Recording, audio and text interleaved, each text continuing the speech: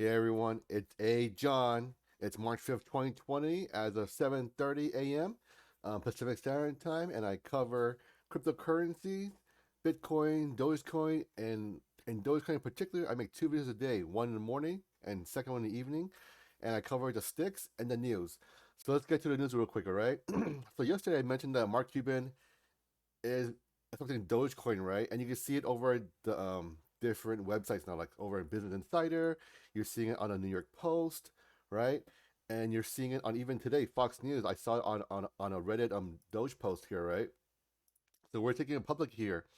So again, these are just little news blips here, but the fact that BitPay is a notable source here. BitPay and CoinFlip, they both accept Dogecoin now. And with BitPay, I saw maybe only like seven or eight cryptocurrencies with it, and now Dogecoin is next to them. Not, you know, you're not seeing XRP or other ones there, but you're seeing Dogecoin there. So it literally makes Dogecoin more legit, in my opinion, here, and it puts it on a map for a further trajectory to the moon, to $1 or 10 cents in this case here. But before we get our heads out and go to $1, let's try to get to 8 cents and cross that first and get it 10 cents, right? This weekend we have some news kind of noteworthy. We're gonna see Vegas 2.0. We're gonna see the NASCAR, kind of drive around the ring with that. So that'll be something interesting. So that'll be something interesting to see here. Who knows what that will do for Bitcoin here?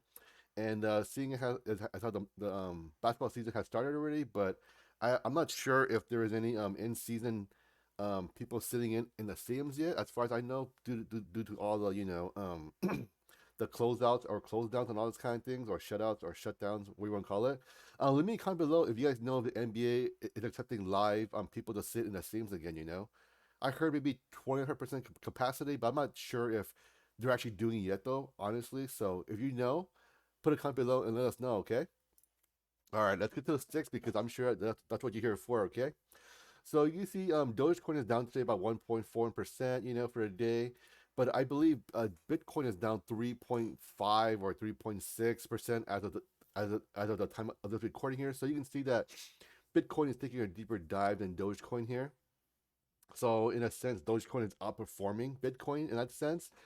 But anyway, let's get to the sticks now. Let's see what happens here. So we're still trading range bound for the most part. It's early in the day here. So the low today was 4.8 and the high was 5.1. So the high probably happened sometime in the morning when I was sleeping still. I'm sure you were too, possibly, unless you're on Eastern time, you're probably awake for that. Or if you're European, you saw it as well. Um, you can see the 50 MA also increasing. It's now 416. Yesterday was 408. So it's increasing, and that's good though because eventually the 416 in the coming days can be like maybe 4.5 or 4.8. When that happens, we may see a pop up, right, or a breakdown. Who knows? But given the fact that we're seeing the technicals also reset as well, this is going to lead me to believe that this timer here, when it's still correcting or accumulating here, we're going to see a nice upside in the future to possible retest of 6 cents, which would be our next resist, or 6.5, and then the real test would be around 8 cents. And then we crack that if we test it the 8 cents again, that'll be our literal third attempt. And hopefully we break through it. If not, then we can try again and again and again. But you don't want to see too many attempts because then that would look like a descending I'm sorry, an ascending triangle, and that'd be very bearish for us on a longer time frame here. Okay, so let's hope that we break out of it. Obviously, hope is not a trading strategy, but as always, I always say to you guys, buy low, sell high, aka buy red, sell green. It's a very simple strategy, and I've been doing it for a long time, and have done quite well myself. With that being said, all my buys currently are all red because I've been buying the dips since I don't know when to start. Maybe like um maybe February something. I don't even remember, to be honest. I couldn't tell you. I had to look back at my trade history to see what's going on. But anyways, I'm not concerned because, as I said before many times in the videos, that this is a very small percentage of my portfolio here. I have a budget, and I saw plenty of dry powder. So if it dips down to where I'm hoping it'll dip down to, hey, you know what? Buying opportunities, touching. Because again, I'm investing in this. I'm not trading it, so I'm not too concerned, with where the price goes in the short term. But anyway, so you can still see that for a daily chart, we're still doing a golden cross here. I want to see the MACD how it looks currently, and see how the sticks are trending. So last night when I made a video around 8 p.m. or something like that, or maybe 9 p.m. I forget exactly. Um, the sticks were still moving up, but slowly but surely. I made the analogy of say we were going like say 10 miles an hour. Now we're going at 2 miles an hour here, so we're slowing down quite a bit. And the MACD chart here was doing a curling effect. Now just doing a sliding effect here. So the fact that it started slowing down made it kind of change its trajectory to a more downwards position here. But again, there will be time to change it. And as always, this is heading towards Friday, heading towards the weekend, Saturday and Sunday here. So I would not expect any really large bumps in the trade just because of the fact that weekends are gonna be even lower volume trades and even lower liquidity. So it'll be very easy to get a possible good buy on a weekend here. As I mentioned yesterday as well, on a 4-hour chart here, we can see the temporary resistance and supports here. So you can see that when it hit, let me see, at 4 a.m. this morning, when it went to about 5-1, it got sold off pretty quickly here on some volume here as well. It was a no volume trade here, so that means someone wanted to sell it and it wanted to get out for whatever reason, or some ones or some bodies, right? But on another note, on the forward chart here, I did mention a few days ago, probably March 1st or February 28th, that we would possibly make a depth cross on a forward chart, which means the 200 MA is crossing over to 50 MA here. So we can see that we're currently in bearish territory when that happens there. So we're going to need to see some buying in the time to come here. So when you see this depth cross here, it may last for a week or two, or even longer, or even shorter. So we've got to watch it. So that means that in the meantime here, most trades you do are going to be if you're doing day trades here, I'm not your financial advisor or anything. I'm just saying what I would do. If you see a pop, take your profits and run away, because we are currently on a bearish momentum here on a forward chart here.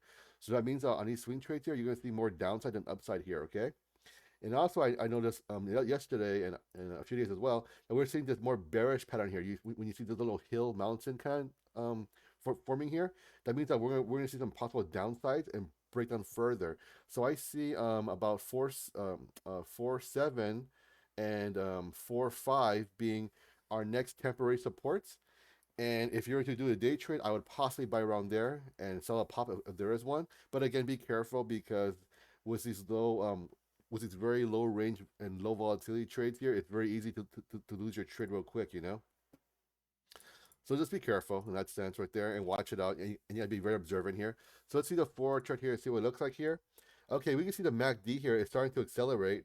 We can see it kind of accelerating a little bit. I mean, the acceleration is very slow, and that's indicative of the low well not low, but the very small, very narrow trading range, right? Because if you don't have a large buy or a large sell with some with the volume supporting it, then you're going to see a very narrow trading range here. So that just kind of tells me the bots are trading back and forth here, and some people are buying and selling as well, or even doing some penny day trading. That's just for me personally, because I have a day job, so I wouldn't advise that. But hey, if you're a college kid like I was at the time, hey, go for it, man. I did it too. It was great. Good times. So let's go to the 15-minute chart here. Let's see what it looks like. Alrighty then. So I think yesterday night when I made a video, I mentioned that it was kind of banging around the support of 4.8 or 4.9, and I mentioned around here that he's banging around it here, and the more it bangs around here, that means it's gonna kind of test it over and over, and that isn't good, because if it tested too much of support here, eventually the temporary support will become a resistance because it'll break through it, and now we're kind of seeing that it made a pop, but now it's coming back down here. So we're seeing this resistance or support. I'm sorry, I apologize. This support getting tested, like we see 1, 2, 3, 4, 5, 6. This is part of the seventh time in about, I'll say, a day and a half or something like that, or a day and a quarter or some change around there. So this tells me that this support here, it may not last too much longer. Call me a cynic here, but I don't see it lasting too long, just because it's being tested so much here, right?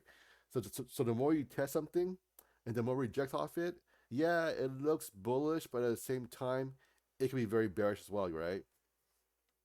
Because you gotta keep on buying it until you don't, right? So over here we can see a big buy, but then I guess someone sold off real quick, and you're seeing big sells here on a more recent 15-minute chart here. So this kind of supports the notion that we are seeing some volatility on the daily, but very narrow range. And I personally believe that we could possibly break out of this or break down further over the weekend. I don't see a reason why this will break out since it's heading towards the weekend with a low volume trade here. So it's kind of so for the bulls, it's currently stacked against you on a daily and weekly, still very bullish. Forward chart, it's bearish now. 15-minute chart is sort of reflecting that sentiment, but it's gonna take some more time to see it develop. So again, I would honestly see it kind of break down further. I mean, this weekend, if it goes around, 4-7 like last weekend, sorry, last weekend was February 28th. I'm sorry, not 4-6. I can see this being a possibility here. But if I see a 4-7 over the weekend, I'm gonna be buying some. If I see a 4-5, I'm gonna be doing two buys. Um, so that's kind of be what I'm looking forward to, and I will follow up with videos about that as well. Oh, guys, as always, if you watch this far already, leave me a comment below about how your trades are going currently, how you feel about this current trend, where do you think it's going, and of course, give me a like and subscribe because it really helps me out here. Personally speaking, I really appreciate you guys watching this and taking your time to watch me show you these techs and sticks here. And as always, I will catch you on the next one evening today. Take care. Bye.